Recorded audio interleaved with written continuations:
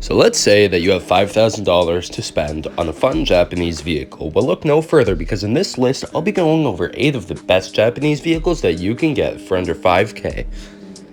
Coming up in the number 8 spot is the 8th generation Honda Civic Si. These vehicles are fun and available as a coupe or a sedan depending on what you want. I personally prefer the sedan because the coupe is just weirdly proportioned.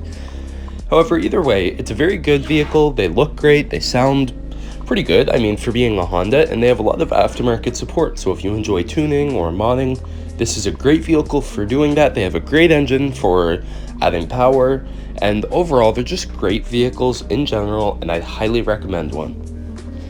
Coming up in the number 7 spot is the Mitsubishi Eclipse. I'm grouping every Eclipse together because really it's just a good line of vehicles up until the Eclipse Cross. Then it just became like, it's not even an Eclipse anymore, it's just a crossover with a nice name.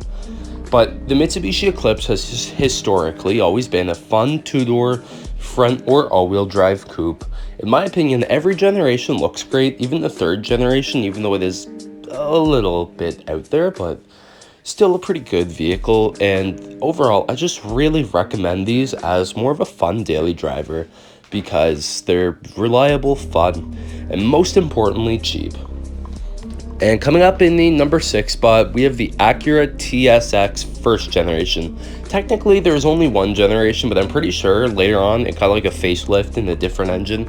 I'm talking about the pre-facelift with the K24 A2 and a 6-speed manual. Acura is Honda's luxury brand, as I'm sure many of you know, but Acura has also made some very good vehicles, as once again, I'm sure most people know. The TSX being one of those great vehicles. Not only is it extremely reliable, and in my opinion, it does look really good, but it has amazing tuning potential, like beyond amazing. It's truly an iconic vehicle. And it's great for a sleeper build because you wouldn't expect this like grandpa sedan to have 1,000 horsepower, but realistically, it wouldn't take that much. I mean, a lot, but like in the grand scheme of things, not that much because their engines are so good for tuning and so reliable, and they have a lot of aftermarket support, and they're already fairly stock fast, they're fairly fast stock. I can't even speak, it's too early in the morning, but either way, they're great vehicles, and they can be found for around $4,500. And next up in the number 5 spot, we have the Toyota Celica 7th generation. The Toyota Celica is a pretty iconic name. It started out as like a version of the Supra. It was called the Celica Supra. Then they became their separate things. Then there was a 6th gen Celica, which had the GT4 trim, which was like a cool rally car. And then the 7th gen came, and it was honestly a disappointment. But they look so cool. And they still come with a 5-speed manual and front-wheel drive, which makes them fun. And in my opinion, they look really, really good. They don't have that much aftermarket support, and you barely see them around nowadays. But either way, they're just great vehicles if you want something fun to drive around in. And they do look really good, especially when they are modded. They're definitely head turners, and I highly recommend them due to that. Coming up in the number 4 spot, we have the Lexus LS400. This car technically isn't supposed to be fun, even though it is. Lexus spent over $1 billion developing this vehicle, so that's how you know that it's a pretty big deal. It comes with rear-wheel drive and a 4-liter V8, which makes 250 horsepower. They're extremely reliable, not the best for tuning, but they can make some pretty good power. But the big thing is, these vehicles will go for over 1 million miles. And they do it while looking really good. I mean, if you see someone pull up in like a stock LS400, that's not someone that should be taken lightly. Alright, these are cool vehicles, and usually cool people drive them. And they're really, really cheap right now. Even for one with like 300,000 miles, you could still easily get another 500,000 out of that. And there's no other vehicle that anyone can say that about, other than like some old Mercedes diesels. They don't die either, but really the LS400 is just a great vehicle. And coming up in the number 3 spot is once again another Lexus. It's the GS300. This list has a lot of sedans for some reason. I'm only realizing this now, but the GS300 is a really good sedan. It's kind of like the LS400, but smaller, if that makes sense. And it comes with the naturally aspirated 2JZ, which is a 3-liter inline-6, and it's honestly just a really iconic engine because of the Toyota Supra. You can make great power with these, and despite only being available with an automatic transmission, the GS300 is still an amazing vehicle. They're very reliable, fun to drive, and most importantly, great for tuning.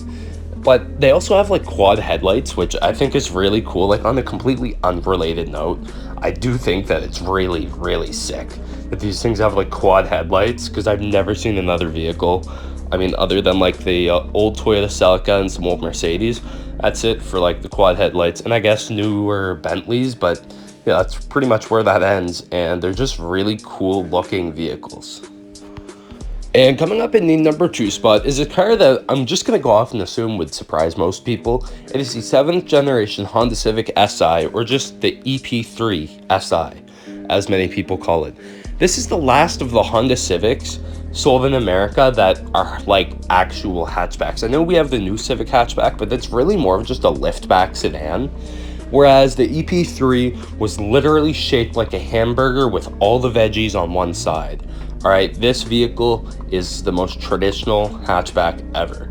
But the best part is, it's still a Civic Si, so you still get a 6-speed manual and front-wheel drive, as many Hondas are, and a very bad engine for tuning, which is weird coming from a Honda. But either way, they're great vehicles. I mean, undeniably so, really. They're unbelievably reliable. They do have quite a bit of aftermarket support, and they're pretty ugly, but it's fine because it's a hatchback, and nobody's ever said a hatchback looks pretty other than the GR Corolla and like the Mark 7 GTI. Those two look pretty sick, but no one's buying those for cheap. Maybe the Mark 7, honestly, they're pretty cheap, but not the GR Corolla. But no, either way, like, the EP3 SI is just such a good vehicle. And finally, we have a pretty hard one to get under $5,000, but it's definitely not impossible. It is the Acura RSX Type S. I know this car has been full of Hondas and Acuras a lot, and I mean, technically it's all Hondas really, but still, the RSX Type S is a great vehicle. It comes with, honestly, the best 4-cylinder if you're looking to tune it. I mean, you could argue that like the 4G63 is good, but no, honestly, the K20A2, which is what is in the RSX Type S, is the best 4-cylinder for tuning. You can't kill these, they're dead reliable, and they're great for making power. You can turbo them and they take it like a champion. Also, the RSX Type S does, in my opinion, look really cool, especially for what it is. It's the last Acura coupe that I can think of. Yeah, I'm pretty sure it is the last Acura coupe that was ever sold in America. Yeah, it is. That's right. Anyway, no, they're just great vehicles. Like, overall, they look good. They do have front-wheel drive, which I guess could be a downside if that's not what you like, but they have a 6-speed manual, and most importantly, you have a 2-door fun sports car. All for under $5,000.